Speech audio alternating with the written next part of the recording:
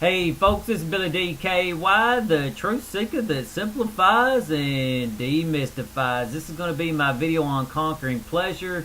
Yesterday I talked about conquering pleasure. There's no playing with pleasure. And today I'm going to clarify that a little bit and show how it sort of fits in with following the way it grows. Okay. So let's just get down to the heart of it. Well, let's start out with some preliminary stuff. I've got a whole marker board here of stuff to talk about, so I'm going to mark it off as I go through it. First wisdom you need to understand is if you are not currently trapped by some pleasure, don't go giving into it. You know what I'm saying? Because there's new pleasures created every single day. Don't get trapped up in the new pleasures that come along. You know, you're gonna have enough hard time giving up the pleasures you're already trapped by that you've inherited through years of society and whatnot. So if you're already free from it, don't go giving into it.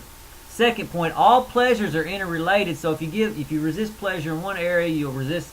It's all interrelated. So focus on all of them. And a lot of times, what people do when they resist pleasure in one area, they'll indulge more in pleasure in another area. But anyway, let's get that. Okay, let's get that out of the way. Let's see. Okay, let's talk about some other preliminary stuff. People when they're giving up pleasure, they're all, anytime I talk about giving up pleasure, people are, I have to give up this and that and this and that. And, it's got the depressed kind of attitude about it instead of a positive attitude, which is you can't look at what you're losing, you look at what you're gaining. You're losing pleasure, but you're gaining essence. You see what I'm saying? I mean, look at a zoo animal compared to a wild animal. Wild animals look beautiful, zoo animals look pathetic, and the same with humans. Humans who live simple and plain look beautiful. Those who don't, they look, ugly, clammy skin and stuff. It's just nasty. And again, I point out this analogy. I give people, I have a dime in this hand and a dollar in this hand. Which one do you want?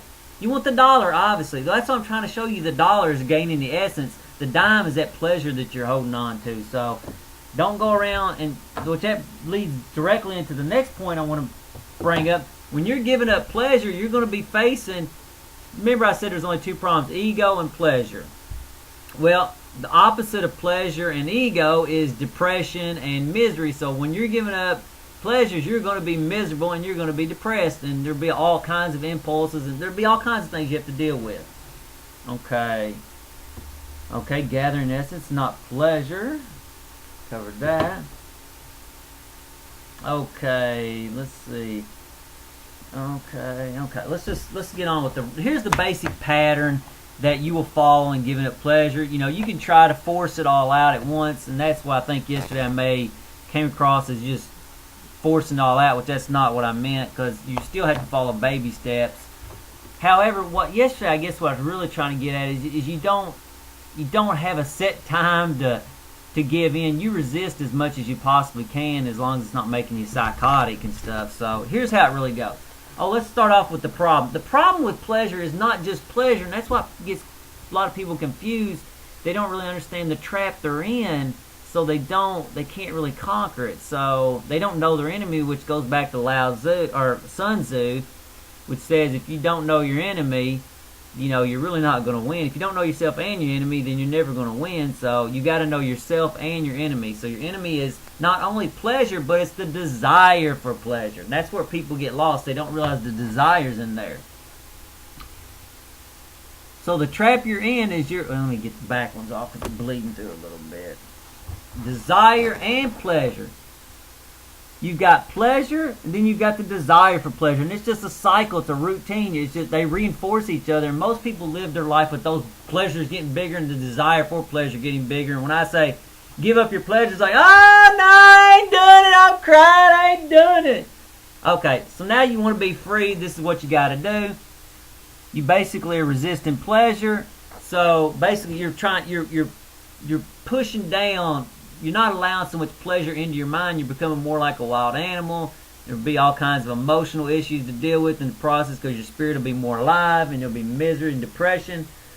And then eventually you're going to get broke down because you're not able to hold that. And again, this is what I was saying yesterday. Don't have a plan to give in. Resist as much as you possibly can, but there'll be little signs that says you've gone too far. Because if you go too far, you'll know it. You'll start being extremely irritable, and there'll be all kinds. You'll be causing problems. So again, you're trying to get back in a harmonious way. So resist as much as you can.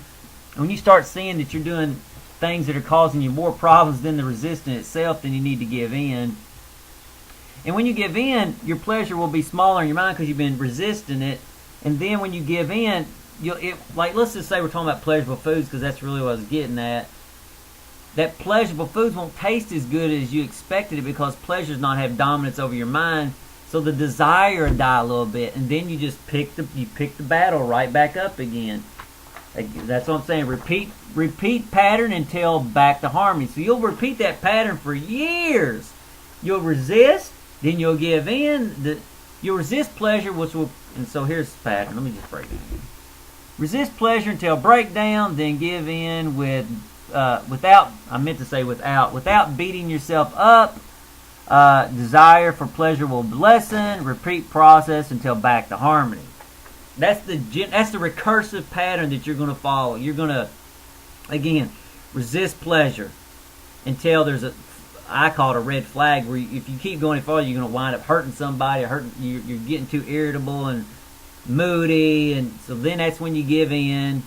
And then when you give in, the desire won't taste as good as you expected, or the pleasure won't be as good as you expected, so it'll die a little. The desire will die a little bit. Then you pick it up again, and you don't beat yourself up because you gave in. You resist pleasure, then you give in. It won't be as much, and you just continue that pattern over and over again until you're free. You're back to harmony.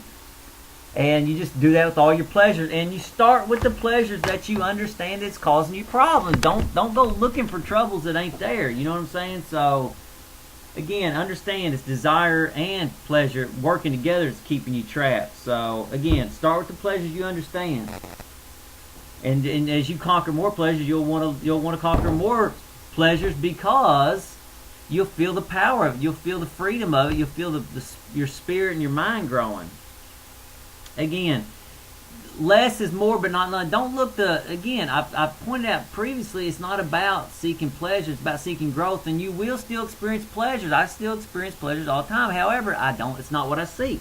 Less is more, but not none.